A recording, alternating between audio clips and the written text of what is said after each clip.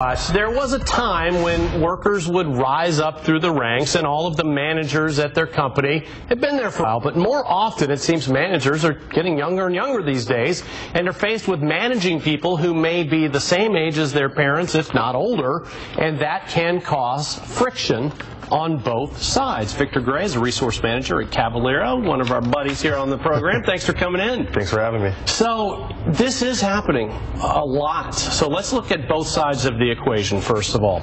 If you're that manager and you're having to manage people that are older than you, how do you approach it? You come in the fact that I'm qualified for this position, what makes me qualified, and understand that there's an older employee that you're managing, so you have to be kind of sensitive in some areas that there's an age difference, but understand there's professionalism of what you're doing.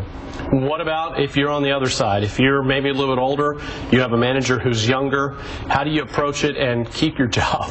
Well, you approach it in the fact that, well, why did this candidate get this job over myself? Does it come down to education? Does it come down to the type of environment my company's going in?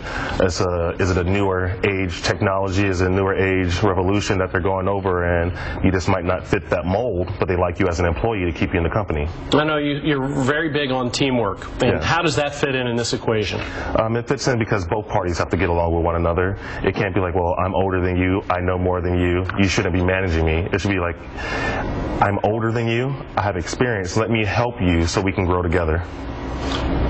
Don't be intimidated is another thing you say. I'm imagining this is if you're the manager? Yes. It can be kind of intimidating if you have older employees that maybe know more about the field than you're in than you do yourself. That happens all the time.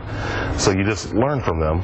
You go in there knowing what you do know, learn as you go, and just help as best you can. Is there, I'm imagining there's a healthy amount of prejudgment that goes on in these situations on both sides? There is, because there's always that gray area that neither party really understands of why. Why did they get selected? Why didn't I get selected? So there's a gray area in there. Another thing you say is to seek input from all generations. What do you mean specifically by that, and why is it so important? Well, because the way people thought maybe 20 years ago is different than someone's going to think now, and then someone's going to think 20 years from now. So you got to understand the different perspectives and where things are going. I work in the technology field. Technology is not the same now as it was 20 years ago. So you have to understand things are growing, things change, so you have to get it from a different perspective every time. And no matter where you are, you really can learn something new every day. I truly believe this, and if you go into the situation believing that, you'll always be able to grow. You can either learn what to do and what not to do, so you're always learning. Victor, great to see you. Thank you. Have a great day. Kirsten. Thanks, guys. Now, still to come, there's a